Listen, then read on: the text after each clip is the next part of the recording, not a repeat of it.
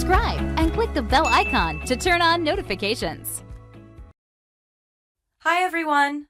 Welcome to a new tutorial from Simon Says It. In this video, I'm going to teach you how to group worksheets in Excel. So first of all, why group worksheets in the first place? Grouping worksheets will save you a lot of time when you need to perform the same tasks on them repeatedly. For example, you can enter the same formula or apply the same formatting to all worksheets without switching between them. That is, any change made in any one of the grouped worksheets will reflect in all other worksheets in the group simultaneously. So without further delay, let's see how to easily do this in Excel. First, press and hold the Control button. Then, while holding the Control button, click on the Sheets tab you want to group one by one. And finally, release the Control button. That's all. You've successfully grouped the selected worksheets. Notice that the Grouped Worksheets tab have a white background, whereas the other sheet tabs have a gray background. Now, any change made in any one of the grouped sheets will reflect in all the other grouped sheets simultaneously. Let's check this by adding a sample column here in this sheet. Now, as you can see,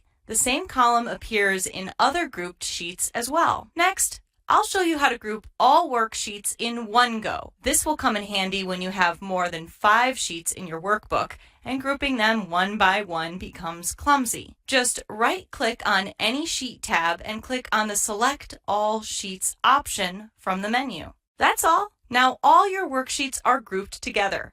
You can edit any one of them to apply the same changes to all sheets in one go. Now finally, let's see how to ungroup worksheets in a workbook. It's always a good idea to ungroup worksheets once you're done with the changes. This will avoid unwanted errors and confusion. You can do this 2 ways. The first method is to just click on any sheet tab outside the group. This will immediately ungroup them. Or just right-click on any of the grouped sheet tabs and click on the Ungroup Sheets from the menu. Well, that's all, folks. We've seen all the different methods to group worksheets in Excel. If you have any other questions about this or any other Excel feature, please let us know in the comments below.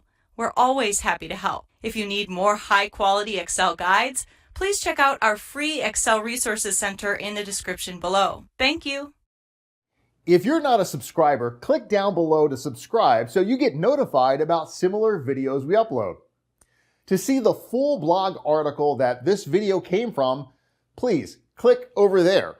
And click over there to see more videos from Simon Says It.